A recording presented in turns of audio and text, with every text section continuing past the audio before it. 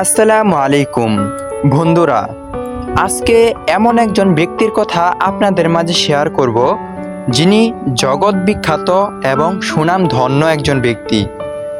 তার নাম হচ্ছে লিও তলস্তয়। বন্ধুরা, চলুন তার ধর্মের বিষয়ে অল ডিটেলস জেনে নেওয়া যাক।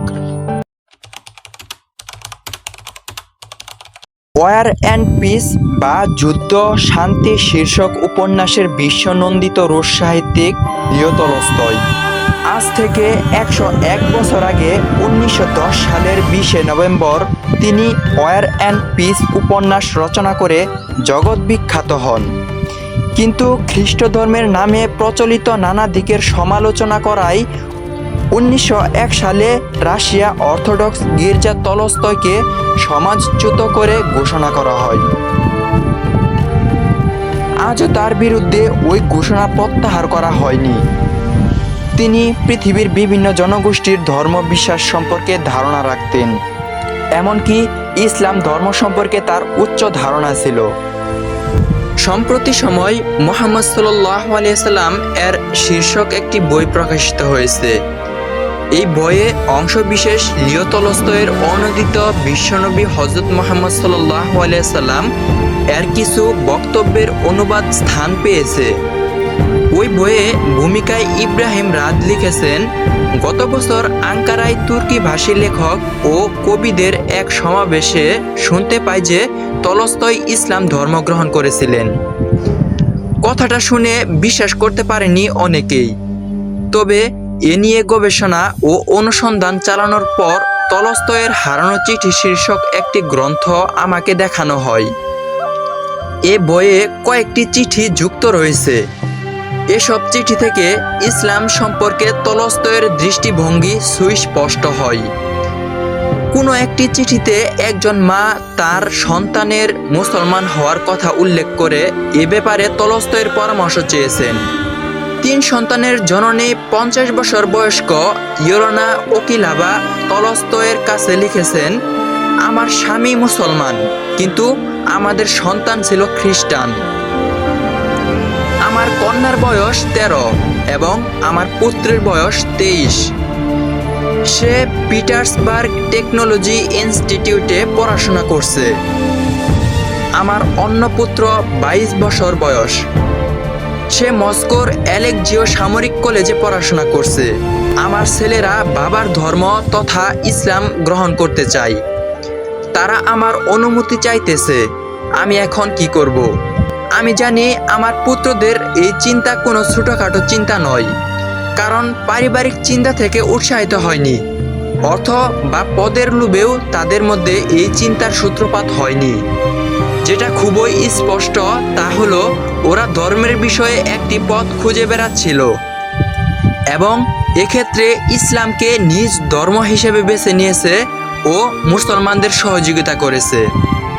আমি এমন একজন মা সন্তানদের প্রতি যার ভালোবাসা কুলকিনারাহীন। এ মুহূর্তে আমার চোখ দুটো অশ্রু সজল।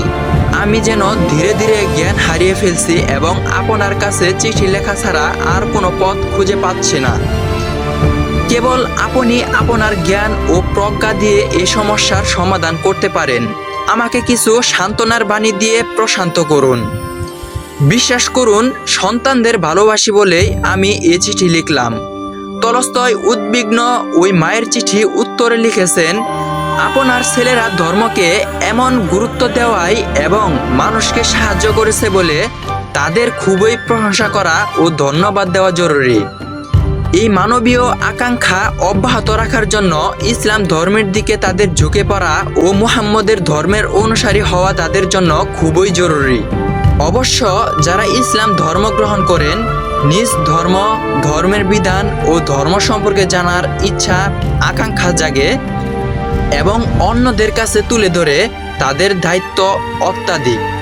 কিন্তু এ ব্যাপারে যেটা বলা দরকার, আপনার সন্তানরা তাদের আগের ধর্ম অর্থাৎ খ্রিস্ট ধর্ম ত্যাগ করেছে এবং মুসলমান হয়েছে। আর এ ব্যাপারে অন্যদের কাছে যুক্তি বা কারণগুলো তুলে ধরতে তারা বাধ্য নয় এবং তাদের এই যৌক্তিক ও ব্যক্তিগত আকাঙ্ক্ষা কেবল তাদের প্রভু ও তাদের নিজের মধ্যকার বিষয়। তাদের এই নির্বাচন সম্পর্কে মোটেই লজ্জিত হবেন না বা নিজেকে অপরাধী বলে মনে করবেন না। মানুষ সৃষ্টির সেরা জীব। নিজের জ্ঞান বা প্রতিভা খাটিয়ে সে নিজের জীবনের পথ খুঁজে নিতে সক্ষম।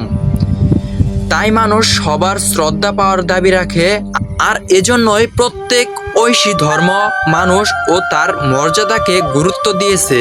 মানবজাতিকে নৈতিকতা ও মূল্যবোধের দিকে পরিচালিত করার ক্ষেত্রে ধর্মের ভূমিকা রয়েছে, কারণ ধর্মগুলো নৈতিক ও আধ্যাত্মিক মূল্যবোধের সমৃদ্ধ।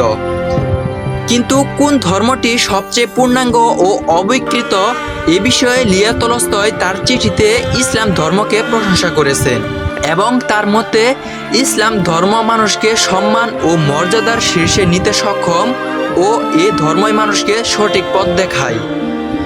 এ প্রসঙ্গে তিনি লিখেছেন, ইসলাম ধর্ম ও নবী মুহাম্মদের শিক্ষা অন্যান্য ধর্মের তুলনায় অনেক উন্নত ও মূল্যবান এবং এ ধর্মের গুণও বেশি। যারা এ মত পোষণ করেন আমি সর্বান্তকরণে তাদের সঙ্গে একমত। যারা এ ধর্মের সেবা করছেন আমি তাদের অভিনন্দন জানাই। লিও তলস্তয় ওই চিঠিতে আরও লিখেছেন, এই মুহূর্তে যে এই কথাগুলো আপনাদের উদ্দেশ্যে লিখেছে সে একজন খ্রিস্টান। আমি বহু বছর ধরে খ্রিস্ট ধর্মের শিক্ষার সঙ্গে পরিচিত, কিন্তু আমি এটা স্বীকার করছি যে ইসলাম ধর্ম ও নবী মুহাম্মদের শিক্ষার সব বাহ্যিক বৈশিষ্ট্য খ্রিস্ট ধর্মের চেয়ে অনেক বেশি এবং পূর্ণাঙ্গ। আসলে ইসলাম ধর্মের বাহ্যিক দিকগুলোর সঙ্গে খ্রিস্ট ধর্মের কোনো তুলনাই হয় না। যদি সব মানুষের জন্য ইসলাম ও খ্রিস্ট ধর্মের মধ্য থেকে যে কোনো একটিকে বেছে নেওয়ার সুযোগ দেওয়া হয়, তবে নিজ প্রভুর ইবাদত বা উপাসনা করার সুযোগ থাকে, তাহলে প্রথমেই মানুষকে এটা দেখতে হবে যে কয়েক খোদার উপাসনা একই সময়ে সম্ভব নয়, আর উপাসনা বা ইবাদতের ক্ষেত্রে কয়েক খোদার উপাসনা একত্ববাদী ধর্মের পরিপন্থী। আর ইসলাম ধর্ম যেহেতু এক প্রভুর ইবাদত করে, সেক্ষেত্রে ইসলাম ধর্ম খ্রিস্ট ধর্মের চেয়ে উন্নত এবং সুস্থ বিবেক বুদ্ধিসম্পন্ন যে কোনো মানুষ অন্য কোনো ধর্মের দিকে না গিয়ে ইসলাম ধর্মকেই বেছে নেওয়া উচিত। লিও তলস্তয় ওই চিঠিতে আরও লিখেছেন, মানব সভ্যতা তার বিকাশের জন্য ধর্মের কাছে ঋণী। মুহাম্মদ রয়েছেন ইসলাম ধর্মের শীর্ষে। তার প্রচারিত শিক্ষার মধ্যে সব ধর্মের মূল শিক্ষাগুলো রয়েছে এবং খ্রিস্ট ধর্মের অনেক বাস্তবতার সমান্তরালে ও কাছে রয়েছে সেসব শিক্ষা, কারণ প্রভু বা স্রষ্টাই হচ্ছেন ধর্মগুলোর মূল ভিত্তি। ধর্মগুলো মানুষকে খোদার বিশ্বাসী হতে উৎসাহ দেয়, আর যে ধর্ম এই দায়িত্ব পালনে ও বাণী প্রচারে ভালোভাবে সম্পন্ন করে সে ধর্মই হবে শ্রেষ্ঠ এবং শ্রদ্ধাভাজন, আর সে ধর্মই হলো ইসলাম। বন্ধুরা, এই আলোচনা থেকে বোঝা যায় লিও তলস্তয় সম্পূর্ণরূপে ইসলাম ধর্মকে বিশ্বাস করেছিল। সকলকে ধন্যবাদ জানাই এই ভিডিওটা দেখার জন্য। আসসালামু আলাইকুম ওয়া রাহমাতুল্লাহ।